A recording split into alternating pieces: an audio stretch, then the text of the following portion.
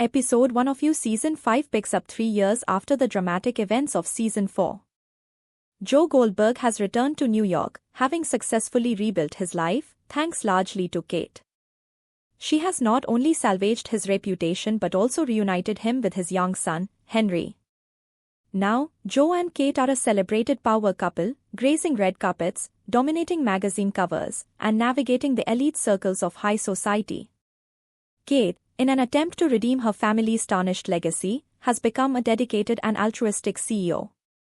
She pushes for charitable initiatives, notably announcing a new charity for children at a gala event. However, her generous acts put her at odds with the Lockwood family board. They resent her philanthropic spending, especially Reagan, her half-sister and the company's CFO. Reagan is bitter and hostile, still seething over losing the CEO position to Kate. Meanwhile, Reagan's twin, Maddie, is carefree, flirty, and largely uninterested in the corporate power struggles. Joe dismisses Maddie as superficial. Within Kate's team, Uncle Bob stands out as her staunchest supporter. As the company's coup and a longtime family insider, Bob is a father figure to Kate, though Joe instinctively distrusts him. Kate's half-brother, Teddy, who is black and gay, also works closely with her as chief of staff. Joe likes Teddy's sharp wit and loyalty, though he suspects that Kate appointed him partly to shield the Lockwoods from accusations of racism and homophobia. The festive mood at the gala is shattered when Teddy reveals alarming news. Forbes is preparing a damaging exposé about Kate. The article aims to highlight the Lockwoods' involvement in a deadly pipeline scandal that caused widespread cancer, a revelation that could destroy Kate's reputation. Joe, ever the protector, fears the fallout will also devastate Henry's future. After years of restraining his violent tendencies, Joe decides he must kill the reporter behind the hit piece to protect his family. Joe's internal struggles intensify as he deals with Mooney's, his old bookstore. Although nostalgic, he plans to sell it as a symbolic gesture of moving on. Yet, Joe's paranoia kicks in when he senses someone lurking in the store. His fears are seemingly validated when he eventually encounters a spirited young woman sneaking a book. To tackle the Forbes situation, Joe and Teddy deduce that the leak must be an insider. Their first suspect is Reagan. She and Teddy engage in a heated argument, but Reagan denies leaking anything. Joe's intense, silent observation unsettles her. Shifting focus, Joe next meets Maddie privately. She flirts openly and vents her frustration with Kate's moral crusading. When Maddie implies that Joe himself is hiding a darker nature, he is rattled but manages to steal her phone, uncovering a secret group chat among Maddie, Reagan, and Bob. Their plan: overthrow Kate once the article is published. Joe informs Kate of the betrayal, but she is furious at his underhanded methods and insists on handling it legally.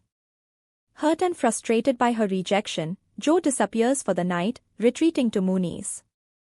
Kate uses a tracker to find him there and is horrified to discover Joe writing detailed murder fantasies about Bob.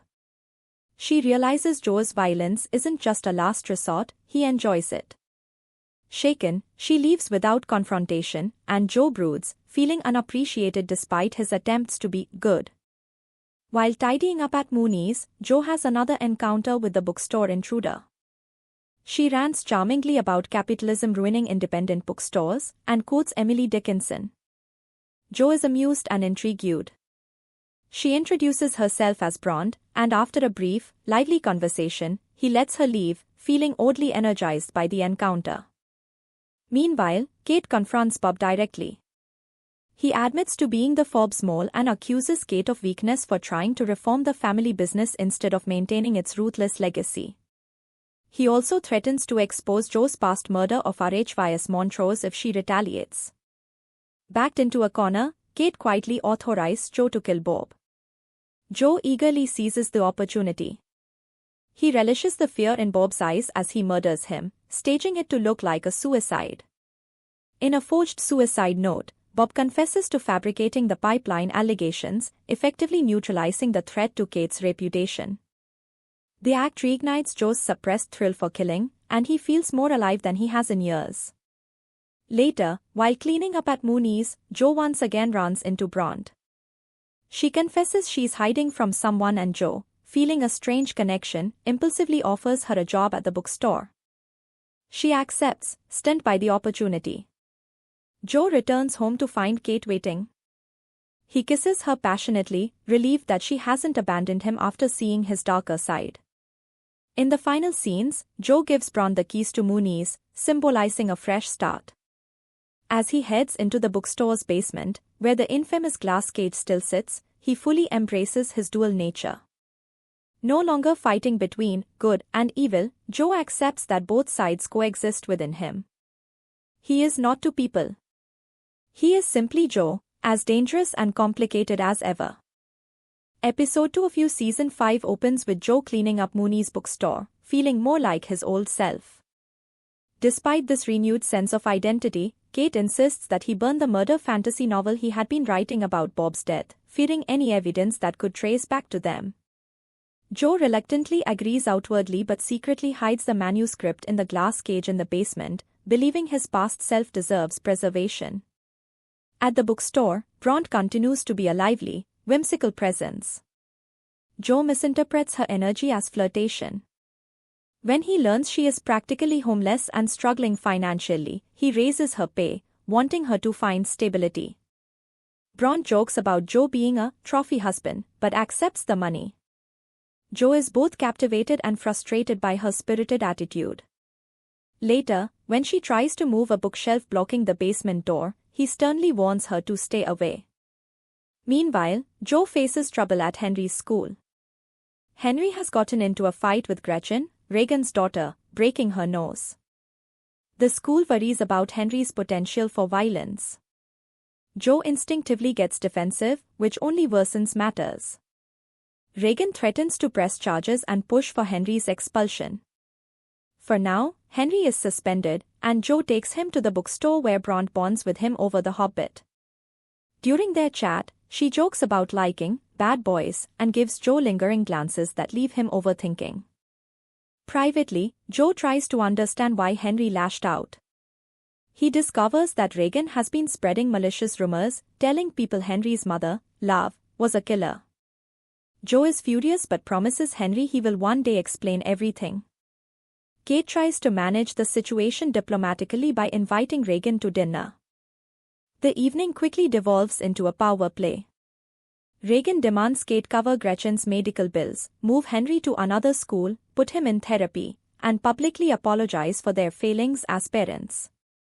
Moreover, Reagan demands that Kate resign as CEO. Joe confronts Reagan, accusing her of gossiping about love, but Reagan shocks him by suggesting Kate killed Bob. Teddy tries to deflect by claiming he deleted suicide footage, but Reagan remains suspicious, recalling how enemies of the Lockwoods often turned up dead. Henry, eavesdropping on the argument, hurls a knife at Reagan in a fit of anger, leading to chaos. Joe kicks everyone out, realizing how dangerous the situation is becoming. Meanwhile, Bronte, left alone at the bookstore, picks the lock to the basement. She marvels at the rare books in the glass cage and takes photos. However, she accidentally locks herself inside and, being claustrophobic, panics. Joe finds her later through the motion sensor alarms. Upon questioning, Bronte admits she planned to sell the rare books to pay off her debts. Joe fires her, angered by her betrayal. Bronte, however, accuses him of not understanding real hardship due to his privileged life. Joe lashes out, revealing painful memories of his abusive father. Surprisingly, Bronte is pleased to see a raw, genuine side of him and walks off. Later, Kate rewards Teddy with a seat on the board. When Kate questions him about the deleted footage, Teddy admits he was bluffing, no footage ever existed. Frustrated by the Reagan situation, Joe decides to take matters into his own hands. He plans to kill her without Kate's knowledge, confident she'll eventually forgive him. That night, he spies on Reagan and her husband, Harrison, engaging in roleplay in Kate's office. Joe knocks Reagan unconscious and locks Harrison in a storage room. However, he mistakenly captures Maddie, Reagan's twin, instead of Reagan herself. At the bookstore, Joe calls Bronte back to reconcile. They apologize to each other, and Joe reinstates her job. Wanting to help, he offers her his old apartment above Mooney's. Bronte nervously brings up the Conrad's book, which details how Joe used to cage people. Joe quickly spins a lie, saying Mooney used to punish him with the cage, and the Conrads exaggerated the story for fame. He also clarifies that he has no romantic interest in her, which seems to relieve Bronte. Meanwhile, Joe takes a major step with Henry. He opens up slightly about love's instability and encourages Henry to attend therapy, a big shift for Joe, who previously saw therapy as unnecessary. Kate, touched by Joe's support for Henry, apologizes for the previous night. However, when she insists that they must deal with Regan legally, Joe realizes she regrets Bob's murder and is committed to staying clean for Henry's sake. Joe masks his disappointment but internally recognizes a grim truth: Kate never fully accepted his true self. Thus, he resolves never to reveal his plan for Regan. The episode ends with Joe rushing to the bookstore after learning Regan is pressing charges. To his horror, he discovers that he accidentally imprisoned Maddie, not Regan, throwing his carefully laid plans into complete disarray. Episode 3 begins with Joe grappling with the Maddie situation. Trapped in his bookstore basement, Maddie refuses to cooperate, and Joe's brainstorming only ends with disastrous outcomes. Knowing he can't kill her, especially with Regan suspicious of Kate, Joe takes a page from Bronte's romance novels. He pretends to have feelings for Maddie, claiming jealousy over her relationship with Harrison. But Maddie quickly sees through his act and deduces his entire plan. At home, Henry has started seeing his therapist, George, and now refuses to be picked up by Joe, deepening Joe's sense of isolation. Meanwhile, Kate and Teddy discuss strategies to neutralize Regan's threat. Joe opposes moving Henry to another school and instead suggests manipulating Gretchen against Regan, an idea that horrifies Kate. Feeling rejected, Joe recalls how judgmental Kate was when they first met. At the bookstore, Bronte notices Joe's tension. He confesses to having writer's block, and she encourages him not to overthink it, then excitedly announces a romance book sale. Joe, anxious about Maddie, decides to tag along. Before they leave, he tries again to pressure Maddie for leverage against Regan. Maddie mocks him, revealing that she once manipulated her kidnapper into suicide at 16 and now, thanks to her diabetes, she controls Joe's actions by necessity. At the book sale, Joe grows suspicious of Bronte's savvy haggling skills. Their banter turns flirtatious, culminating in a reenactment of a cliché romance trope. Joe catches himself almost kissing her and reminds himself she's too young and his employee. Meanwhile, Teddy uncovers Regan's embezzlement but keeps it from Joe. Teddy jokingly wonders if Joe will strangle Regan, hinting he may know more than he lets on, including Joe's role in Bob's death. Back at the bookstore, Joe offers Maddie an insulin shot as leverage, but she refuses to betray Regan and taunts Joe for being Kate's obedient pet. Furious, Joe storms off to join Bronte at a literary salon. There, Bronte's real identity is exposed: she's Louise, a dental hygienist who conned her ex-boyfriend Clayton. Publicly humiliated when Clayton reads from an old manuscript, Bronte bravely defends herself, impressing Joe. Elsewhere, Kate confronts Regan. Regan believes Maddie has fled after finding Maddie's phone in a storage room, but they don't realize Maddie is locked up in Mooney's. Kate uses Regan's guilt to negotiate a truce and promises to help her fix Gretchen's school situation. Kate updates Joe, but he's still obsessed with eliminating Regan's threat regarding the Bob scandal. Spotting the romance books from the sale, Joe hatches a plan: he'll push Maddie and Harrison to escape together and disappear. However, Maddie panics when presented with the idea. She reveals deeper secrets: Regan manipulated her into becoming a surrogate for Gretchen without her consent. Regan has total control over Harrison's assets, and if Maddie runs, she'll lose everything, including her daughter, Gretchen. Feeling some sympathy, Joe finally gives her the insulin. Later, Joe grows suspicious of Bronte again. He realizes she's read books about his past, Beck's memoir and the Conrad's exposé. Fearing she might be playing him, he tries to gauge her intentions. He finds Bronte crying, and she opens up about her struggles. After her mother's death, she left her small town to avoid being trapped by grief. She admits to feeling like an imposter when it comes to writing.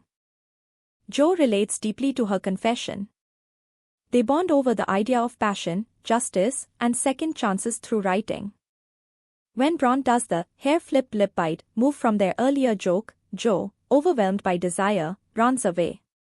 Alone, he writes a sexual fantasy involving Bronte, then locks the writing in the basement, vowing not to ruin his family life. That night, Jo tries to connect with Kate, telling her that he wants to be her knight. But Kate is clear, she doesn't want a murderer in shining armor. Disappointed, Jo turns his attention back to Bronte, convinced she would truly accept him. He starts stalking Clayton online, planning to eliminate threats to Bronte's peace. Suddenly, Regan goes live online, pretending to be Maddie, and legally hands over Maddie's board seat as penance for her betrayal. Even Kate is fooled, she can't tell the twins apart. Seeing an opportunity, Jo proposes an idea to Maddie: what if she became Regan permanently? The episode ends on this chilling question.